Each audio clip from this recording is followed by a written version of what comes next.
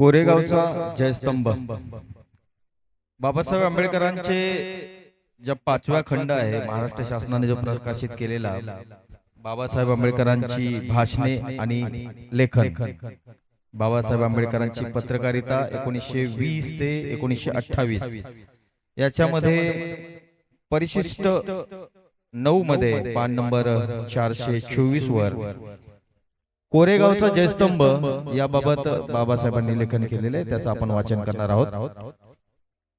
इंग्रजी अंमल हिंदुस्थानात सुरू करण्यास हिंदू लोकांनी इंग्रजांना जी मदत केली होती तिच्या अनेक पट मदत अस्पृश्यांनी केलेली होती। इंग्रजांच्या पलटणीपैकी बऱ्याच पलटणी अस्पृश्यांच्या होत्या। आरकाटच्या वेड्यात अस्पृश्य शिपायांनी भाताचे पाणी पिऊन व इंग्रज शिपायांना भात खाण्यास देऊन आरकाटचा वेढा 4 दिवस लढविला आणि इंग्रजांना किल्ला मिळवून दिला। मुंबईत ज्या पलटणी होत्या त्यात महारांचा बराचसा भरणा होता। पेशवाईला धुळीस मिळवण्यास महार सैनिकांचा पहिला टोला कारणीभूत झाला। तारीख होती 1 जानेवारी 1818 रोजी मुंबईचे नेटिव्ह इन्फंट्रीतील 500 लोक केवळ 250 बेशिस्त घोडस्वार व 2 तोफा कंसात या मद्रासच्या 24 गोऱ्या गोलंदाजांच्या ताब्यात होत्या कंस पूर्ण। एवढ्या अल्प सैनिकांच्या जोरावर कॅप्टन स्टॅटन याने पेशव्यांच्या 25,000हून अधिक अशा प्रचंड सैन्याला तोंड देऊन कोरेगावचे जे रक्षण केले ते खरोखरच संस्मरणीय होते। यावेळी इंग्रजांच्या बाजूचे फक्त 276 लोक पडले। सुप्रसिद्ध इतिहासकार टॉड या प्रसंगाचे हिंदी थर्मोपिली असे वर्णन करतो। सदर विजयाच्या स्मरणार्थ कोरेगाव येथे एक दगडी विजयस्तंभ उभारण्यात आला आहे। मुंबईची नेटिव्ह इन्फंट्री म्हणजे महार पायदळांची पलटण होय।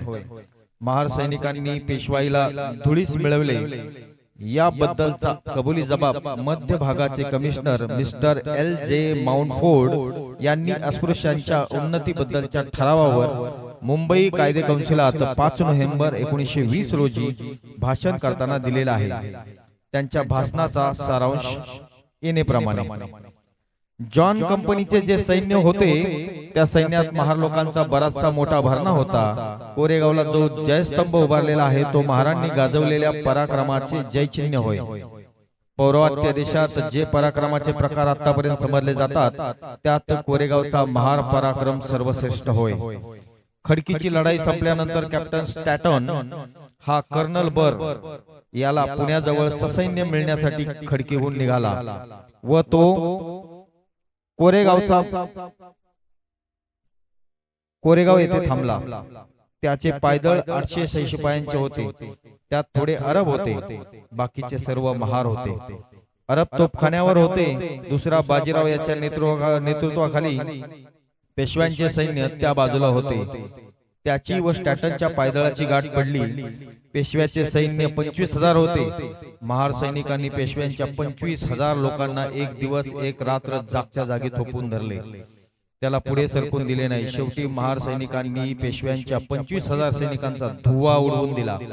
महार हा कोणत्या दर्जाचा लढवय्या आहे याचा हा एक ऐतिहासिक पुरावा आहे। या लढवयेपणाबद्दल मुंबई सरकारला व हिंदुस्थान सरकारला महारांबद्दल अभिमान वाटतो। साम्राज्य सरकारच्या सैन्याची वाढ करण्याची वेळ येईल व गरज भासेल तेव्हा सरकार महारांची सैन्यभरती जरूर करेल। कंसात the joint memorandum of depressed India association Bombay and the servant of Somvanshi society Mumbai presented to the royal statutory commissioner 1927 to 29 page 1 कंस पूर्ण। कोरेगाव येथे झालेल्या युद्धाचे सविस्तर वर्णन खालीलप्रमाणे। कोरेगाव युद्ध दुसरा बाजीराव पेशवे व इंग्रज यांचे मैत्रीचे संबंध फार दिवस टिकले नाही। त्यांच्यातील वैमनस्य काही काळ धुमसत राहिले आणि शेवटी 1817च्या नोव्हेंबर मध्ये एक त्यांचा स्फोट झाला। पेशव्यांच्या सैन्याने इंग्रजांच्या पुण्यातील वकालतीवर जेव्हा हल्ला केला तेव्हा वकिलातीचे संरक्षण करण्यात कर्नल बर यांनी खूप प्रयत्न केले, पण पेशव्याच्या प्रचंड सेनेपुढे प्रथम त्यांचे प्रयत्न निष्फळ झाले। नंतर इंग्रजांच्या माऱ्यापुढे पेशव्याचे सैन्य पुण्याच्या उत्तर दिशेला पळून गेले।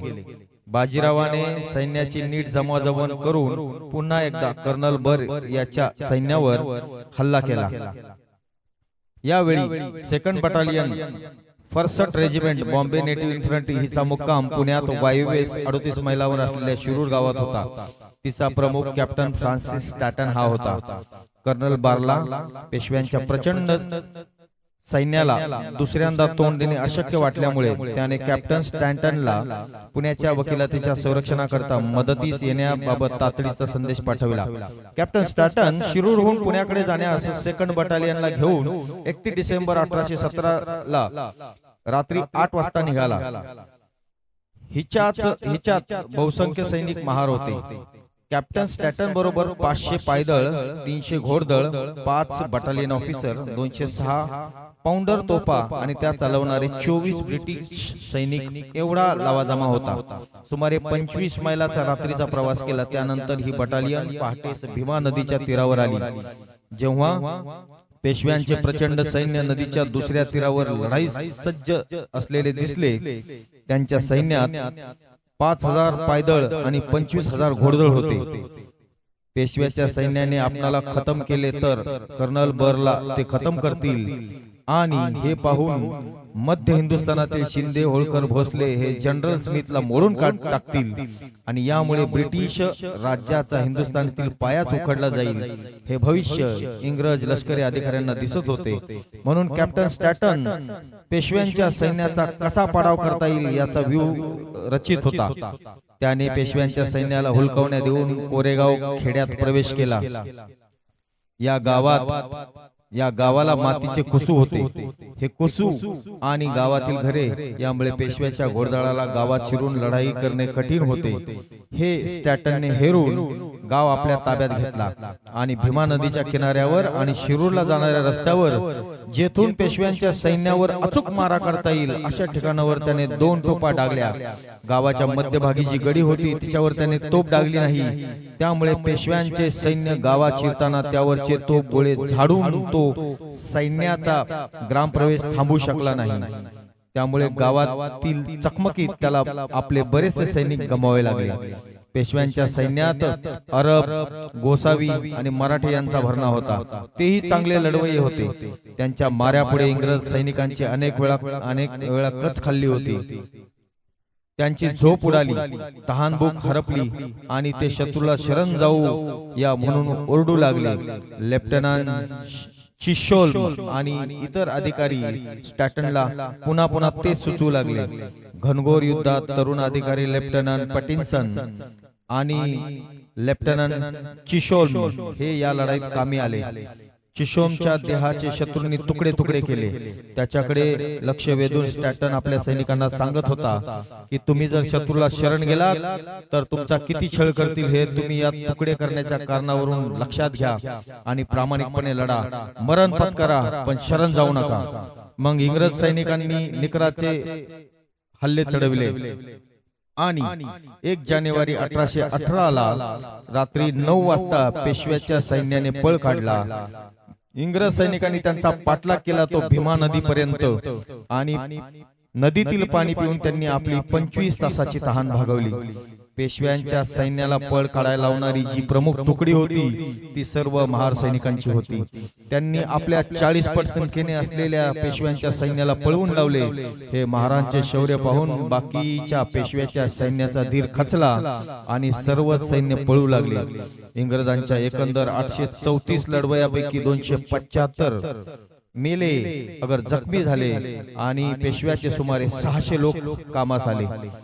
कोरेगावच्या विजयाबद्दल भीमा नदीच्या तीरावर इंग्रजांनी विजय स्तंभ उभारला. त्याच्या एका बाजूस जखमी आणि कामास आलेल्या ची नावे इंग्रजी व मराठी भाषेत कोरलेली आहे. त्यात एकंदर 23 महार शिपायांपैकी 20 ठार झाले व 3 जखमी झाले. त्यांची नावे पुढील प्रमाणे: सोमनाक कमलनाक नाईक, रामनाक यमनाक नाईक, गोदनाक कोठेनाक, रामनाक येसनाक, भागनाक हरनाक, अंबनाक काननाक, गणनाक बाळनाक, बळनाक कोंडनाक, रूपनाक लखनाक. वपनाक रामनाक, विटनाक धामनाक, राजनाक गणनाक, वपनाक हरनाक, रैनाक वननाक, गजनाक धर्मनाक, देवनाक अननाक, गोपाळनाक बाळनाक, हरनाक हिरनाक, जेठनाक दैन्याक, गणनाक लकुनाक. पुढील 3 सैनिक जखमी झाले. जाननाक हिरनाक, भिकनाक रत्नाक, रतननाक धाननाक. अशा प्रकारे बाबासाहेबांनी कोरेगावचा जो जयस्तंभ आहे त्याच्या वीर सैनिकांनी दाखवलेल्या शौर्याचे वर्णन केलेले आहे आणि त्याबाबत आपल्याला सविस्तर माहिती मिळते यातून. अशाच प्रकारे याच खंडातील पुढील भाग आपण पुढच्या एपिसोड मध्ये दाखवणार आहोत. जय भीम.